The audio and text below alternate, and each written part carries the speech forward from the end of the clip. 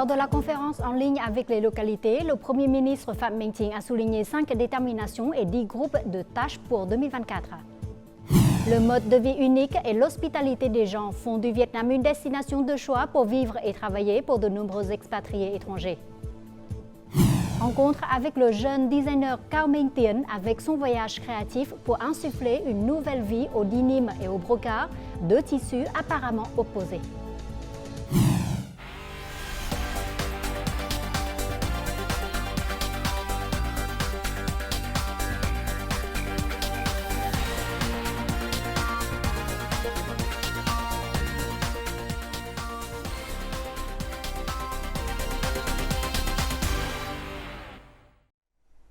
Mesdames et messieurs, bonjour, bienvenue au journal francophone.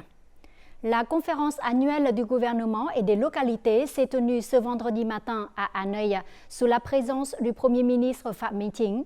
La conférence a réuni en présentiel et en ligne le président Võ Văn Thưởng et le président de l'Assemblée nationale Vương Đình Huệ ainsi que d'autres dirigeants et responsables. Le chef du gouvernement a souligné les grandes réalisations obtenues par le pays en 2023, année marquée par une situation mondiale et régionale complexe et imprévisible, avec des défis tels que l'inflation, la baisse de la croissance, les conflits géopolitiques et le changement climatique. Pour l'année 2024, le Premier ministre Phạm Minh Chính a souligné les 5 déterminations et les 10 groupes de tâches et solutions clés. Il a proposé de favoriser les moteurs de croissance traditionnels tels que l'investissement, la consommation, l'exportation ainsi que de nouveaux moteurs de croissance. Dans le contexte de nombreuses incertitudes du contexte mondial, l'économie vietnamienne a maintenu sa dynamique de croissance en 2023. Le PIB a augmenté de 5,05% par rapport à l'année précédente. Il s'agit d'un résultat remarquable pour l'économie vietnamienne. Une macroéconomie stable est une base importante pour la reprise et le développement de l'économie vietnamienne en 2024. L'année dernière, le riz était véritablement une perle du Vietnam, avec une valeur d'exportation de plus de 4,8 milliards de dollars. Le prix du riz dans le delta du Mekong a fortement augmenté. Bonne récolte et bon prix, les agriculteurs en sont très contents. En 2023, la production agricole, forestière et halieutique a été un pilier important de l'économie. La production industrielle a commencé à se rétablir au cours des derniers mois. Le secteur des services a contribué à hauteur de plus de 62% à la valeur ajoutée de l'ensemble de l'économie. L'économie vietnamienne est qualifiée de très résiliente par les économistes étrangers. En fin d'année, nous avons vu des signes de reprise économique. Malgré le choc violent qui a frappé l'économie, la consommation privée s'est néanmoins bien redressée. Le Vietnam a continué de faire partie du groupe des pays qui contrôlent bien l'inflation. Grâce à de nombreuses politiques fiscales et monétaires, l'IPC n'a augmenté que de 3,25%. 2023 a aussi été une année record avec 26 projets nationaux clés mis en chantier et 20 projets achevés. Jusqu'à présent, près de 1900 km d'autoroutes ont été mis en service, créant ainsi un nouvel espace de développement pour 2024 et les années suivantes.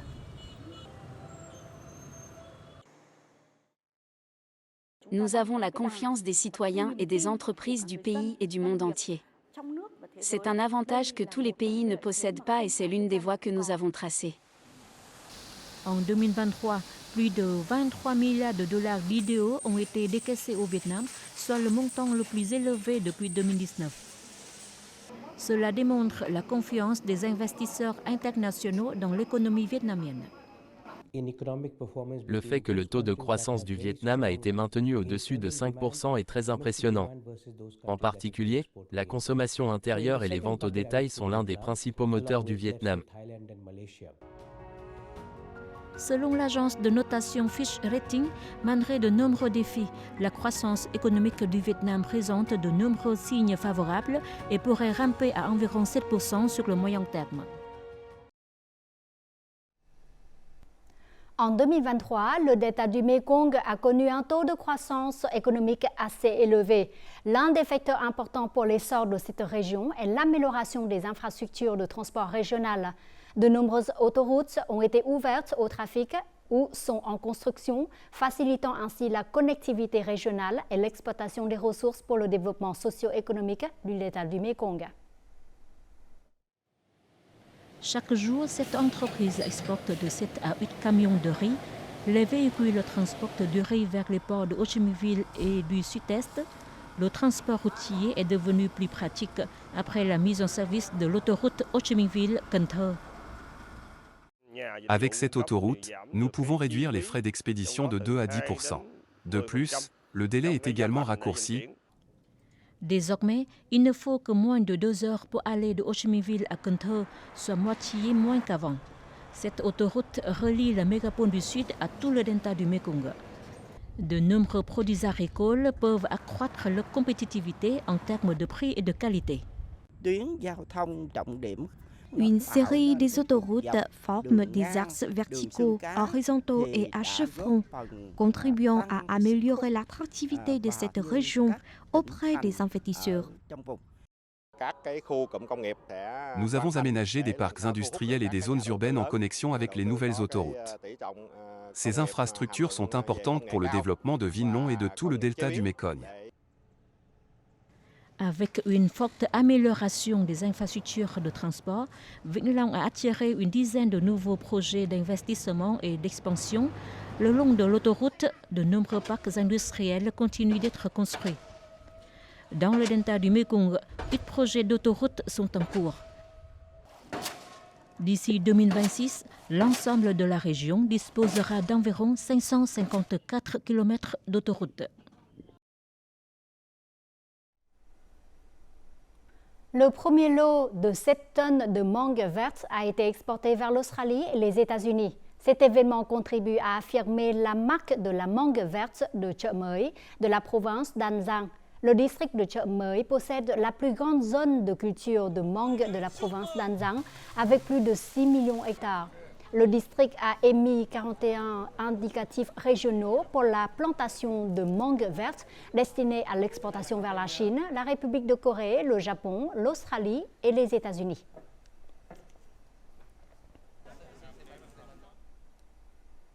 Notre journal continue avec les taux de change et l'indice de la bourse du Vietnam.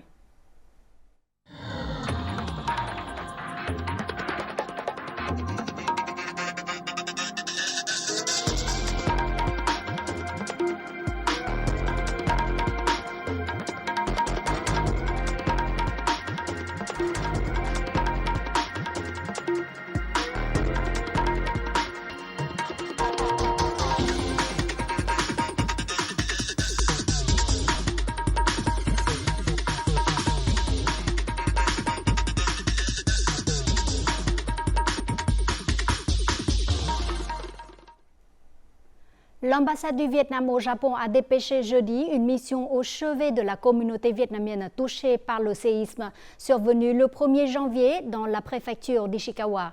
Les officiels de l'ambassade ont tenu une réunion avec les autorités locales. Ils ont rendu visite et apporté des aides à un internat abritant 17 stagiaires vietnamiens. La diaspora vietnamienne au Japon a aussi organisé diverses activités pour venir en aide aux compatriotes dans la zone la plus durement touchée.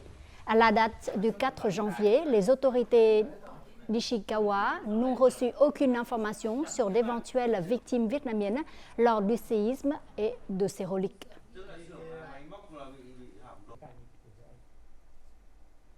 Un concert de musique Vietnam-Japon intitulé La Grande Vague a eu lieu jeudi soir au théâtre Hồ Gươm à Hanoï. Les auditeurs ont pu profiter d'10 morceaux de musique classique interprétés par l'orchestre japonais Super Kid Orchestra et l'orchestre des jeunes vietnamiens VIO sous la direction du chef d'orchestre Yutaka Sado. Super Kid Orchestra a été fondé en 2003. Réunissant les jeunes artistes considérés comme des prodiges de la musique classique japonaise. Ce concert entre dans le cadre des célébrations du 50e anniversaire de l'établissement des relations diplomatiques Vietnam-Japon.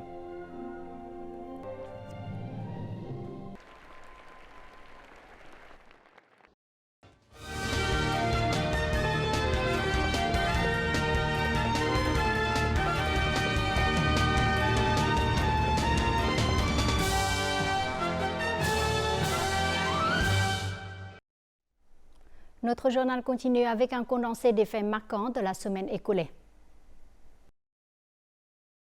Le 4 janvier, à Hanoï, le président Võ Văn Thưởng a présidé la 4e session du Conseil national de défense et de sécurité, mandat 2021-2026.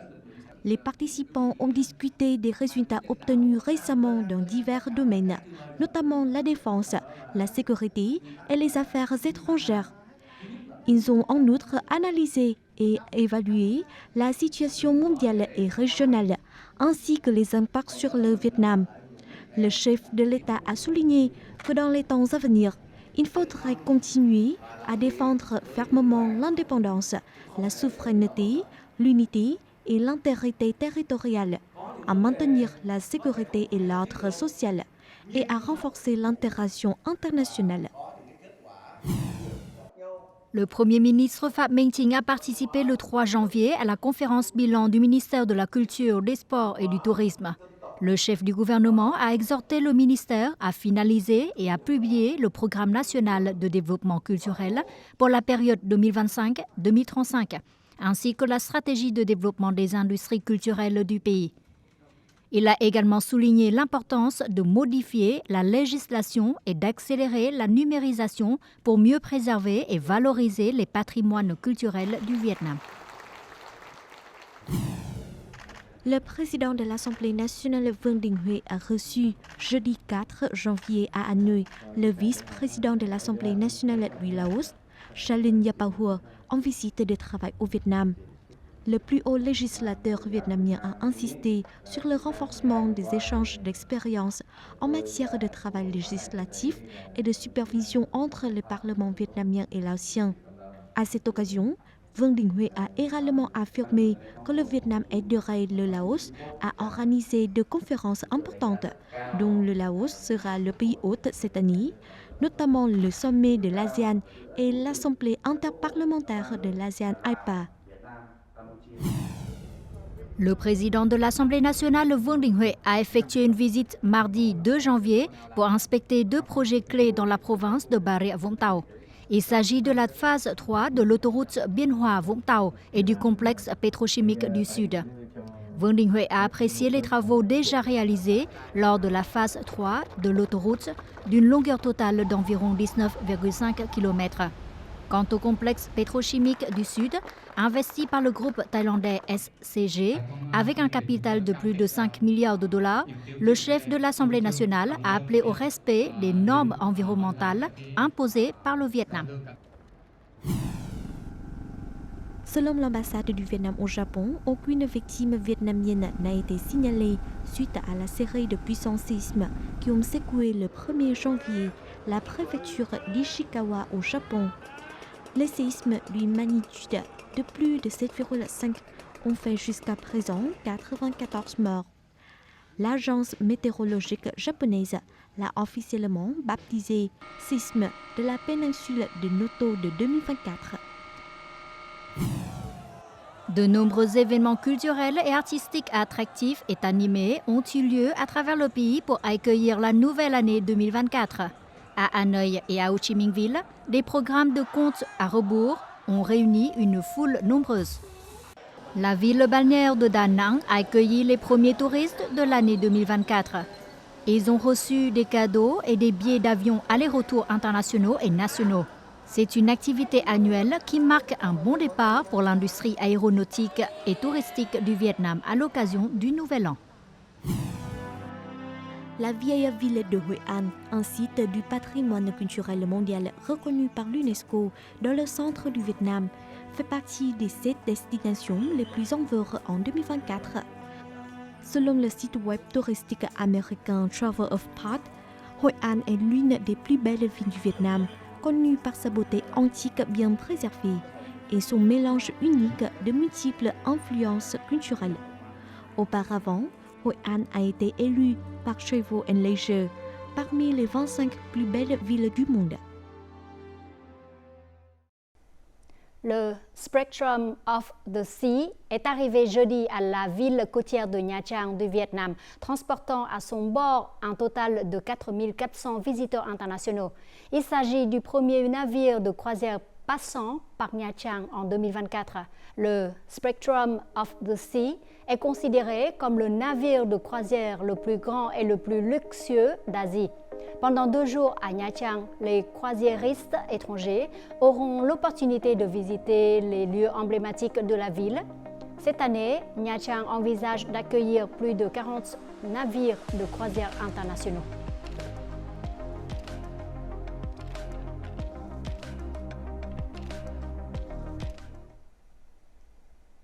Selon les enquêtes sur les conditions de vie et de travail à l'étranger menées par Internation, au cours de ces 3 dernières années, le Vietnam a toujours figuré dans le top 15 des pays pour s'expatrier, qualité de vie, facilité d'installation, coût de la vie, travail.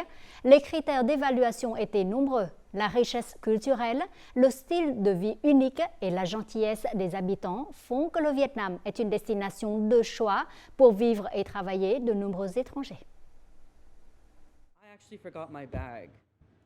J'ai laissé mon sac et mon portefeuille dans un café. Le serveur m'a appelé pour me rendre mon sac. Quand j'ai voulu payer pour le remercier, il a refusé. Je me sens très en sécurité à Hanoï. C'est une expérience mémorable pour Victor lors de son voyage de 3 semaines au Vietnam.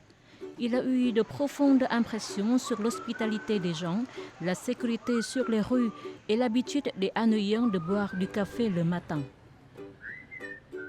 Quant à Jonathan, qui travaille depuis près de 6 ans à Hanoï, il s'habitue déjà à conduire une moto au marché résidentiel pour acheter des produits frais. Aux États-Unis, les fruits et légumes sont souvent plus difficiles à acheter et coûtent plus cher qu'au Vietnam. C'est formidable de trouver des marchés à proximité où on peut acheter des produits frais comme celui-ci. Pour de nombreux expatriés, ce qui les impressionne le plus est le mode de vie à la fois ouvert, moderne et traditionnel des familles vietnamiennes. Le Vietnam est un pays à l'esprit familial. J'aime beaucoup la façon dont les Vietnamiens respectent leurs ancêtres. Le culte ancestral est très important dans chaque foyer vietnamien. Je trouve formidable que les femmes vietnamiennes travaillent et gagnent de l'argent. Au Japon, quand les femmes ont des enfants, elles ont tendance à quitter leur emploi. Par conséquent, je pense que le Vietnam est un pays idéal pour fonder une famille. En 2023, le Vietnam figurait parmi les 14 meilleures destinations pour vivre et travailler, selon un rapport mené dans 171 pays et territoires par le plus grand réseau mondial des expatriés, Internation. Le Vietnam est un endroit où il fait bon vivre avec des prix abordables. D'autres indicateurs positifs sont la facilité de se faire des amis et la convivialité des Vietnamiens.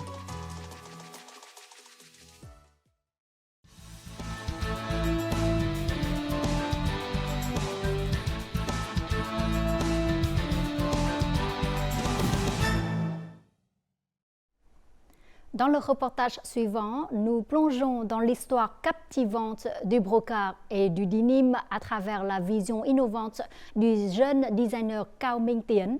Après avoir consacré près de 2 décennies à la recherche de matériaux de brocart provenant des montagnes du Nord-Ouest, Tiến a cherché à rendre les tissus traditionnels plus accessibles au public. En mélangeant habilement le denim et le brocart, 2 matières apparemment opposées, Tiến s'est lancé dans un voyage créatif pour insuffler une nouvelle vie aux tenues en brocart tout en promouvant la mode durable. J'ai développé un amour pour le brocart alors que j'étais étudiant. Chaque fois que j'ai la chance de voyager dans des villages montagneux du Nord, je récupère toujours des tissus de brocart et je les garde chez moi. Au fil du temps, j'ai décidé de donner une nouvelle vie à tous les brocarts que je gardais si longtemps, pour qu'ils puissent devenir des habits et être portés. Après avoir étudié les tendances de la mode internationale, j'ai décidé de combiner le brocart et le denim qui est en train de faire son grand retour. Après 20 ans de recherche et de voyage dans les villages des Tây, Mông, Thái et d'autres ethnies, le designer Cao Minh Tiến a lancé une collection unique intitulée An Sư Mây Mò, qui signifie une nouvelle chemise. La collection associe le brocart traditionnel au denim, de matières très différentes. Cao Minh Tiến raconte la culture montagneuse du Nord-Ouest avec un souffle de vie moderne.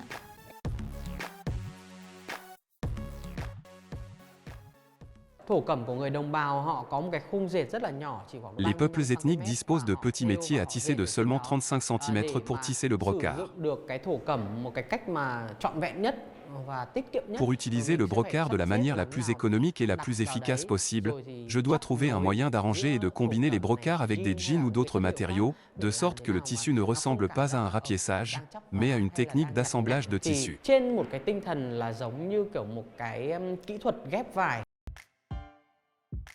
Dans l'espoir de donner une nouvelle vie au brocart qui puisse conquérir le cœur du public, Cao Minh Tiến a exploré plusieurs modèles applicables qui conviennent à tous les âges, des enfants aux adultes, comme des vestes, des jupes et des robes. Plus de 40 modèles de la collection Ansumaior, une nouvelle chemise, ont été présentés lors de la Semaine internationale de la mode du Vietnam en novembre dernier, attirant l'attention de nombreux publics. Avant, quand on parlait de brocart, tout le monde pensait à quelque chose de vieux ou de très traditionnel. Cependant, cette collection montre un aspect du brocart qui peut être porté au quotidien. Les brocarts vivent désormais une vie complètement différente, et c'est ce à quoi j'aspire. Vous pouvez voir dans la collection, il y a aussi des jeunes et même des enfants. J'aime vraiment les détails de la collection, car Tien les a réalisés avec beaucoup de soin. Les boucles d'oreilles, accessoires et bandeaux, tous sont méticuleusement élaborés par le designer. Je suis une fille issue de l'ethnie Nung et je viens des montagnes du Nord-Ouest. Je me sens très fière et reconnaissante envers Tien d'avoir rapproché le brocart et les matériaux de ma terre natale du public. Tous les modèles sont également très pratiques. Je peux porter de la Hodai tout en portant une veste en brocart et en me sentant très à l'aise et confiante. En plus de donner une nouvelle vie au brocart, Cao Minh Tiến promeut également une approche durable et respectueuse de l'environnement en utilisant des matériaux recyclés. De nos jours, le denim est souvent associé à la fast fashion ou la mode express. Les marques de denim dans le monde rejettent chaque année une grande quantité de déchets dans l'environnement. Je souhaite les recycler dans mes créations. Avec cette collection, chaque création est composée de matériaux variés, des nouveaux matériaux aux matériaux recyclés. J'espère que la collection pourra être une source d'inspiration pour les jeunes amateurs de mode et que l'amour de la tradition ne s'arrête pas au brocart ou aux tenues traditionnelles. Il faut se renouveler, allier tradition et modernité pour leur insuffler une nouvelle vie. C'est le message que j'espère transmettre à tout le monde.